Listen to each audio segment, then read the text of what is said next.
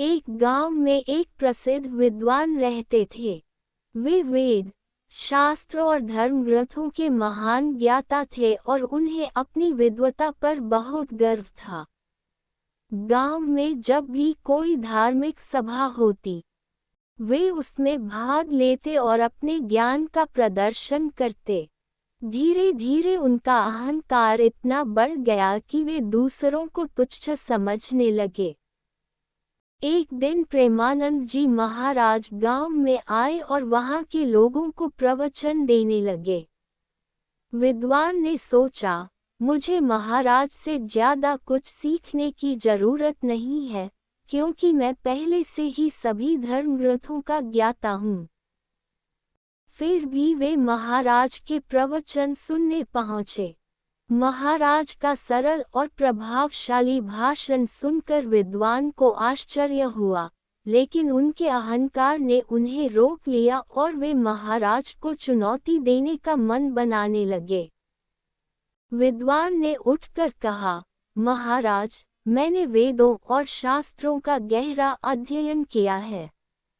मुझे ऐसा लगता है कि मैं सब कुछ जानता हूँ, फिर भी आपसे कुछ प्रश्न पूछना चाहता हूँ। महाराज मुस्कुराए और बोले, पूछो भाई।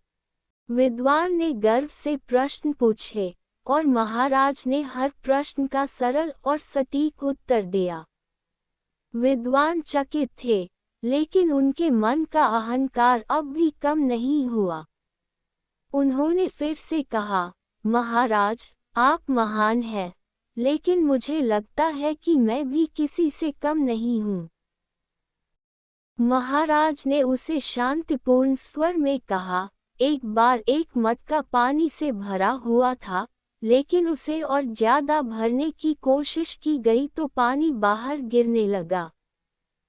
ठीक वैसे ही, जब हमारे अंदर अहंकार होता है, तो नया ज्ञान अंदर नहीं समा सकता। ज्ञान का असली रूप विनम्रता में छिपा है। अगर तुम सच में महान बनना चाहते हो, तो पहले अपने अहंकार को छोड़ो। विद्वान को ये सुनकर अपनी गलती का एहसास हुआ। उन्होंने महाराज के चरणों में गिरकर क्षमा मांगी और समझ गए कि सच्ची विद्वता का मार्ग विनम्रता और अहंकार रहित जीवन में ही है। ये कहानी हमें ये सिखाती है कि अहंकार चाहे कितना भी बड़ा हो, वह हमारे वास्तविक ज्ञान को ढक लेता है। विनम्रता ही सच्चे ज्ञान और भक्ति का मूल तत्व है। यदि कहानी सही लगी हो तो वीडियो को लाइक और चैनल को सब्सक्राइब और शेयर कर देना।